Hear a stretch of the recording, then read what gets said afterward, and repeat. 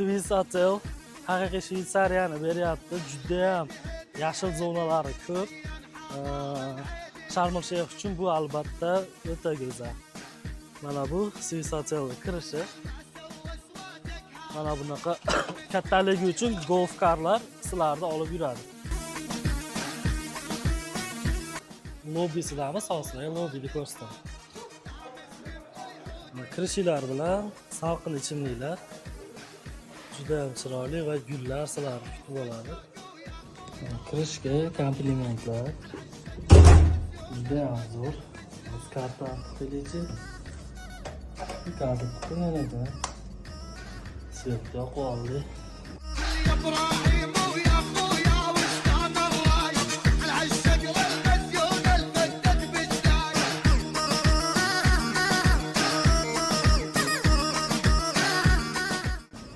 Wow.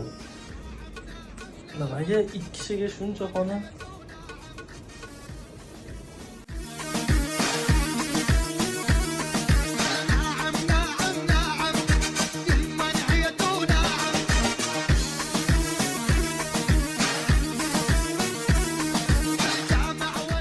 Ertalabki zavqlik sizlar bilan tanishtirmoqchiman.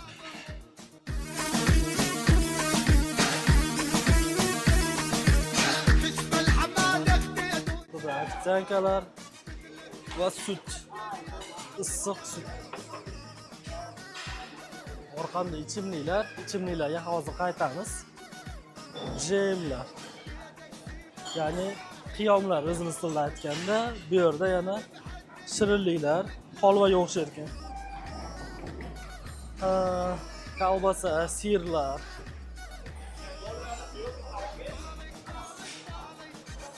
Har xil turdan topishingiz mumkin. Bu yerda mana soya, souslar. Kolbasa, indik go'shti, tovuq go'shti. Горячий ovqatlar, issiq ovqatlar. Turkish menemen aka. Kartoshka pyure. Har xil turdagi qaynoq ovqatlar. Endi ichimliklarga o'tamiz. Apelsin soki, olma soki va mango soki. Bu yoqda mana kofe mashina bor. Choy va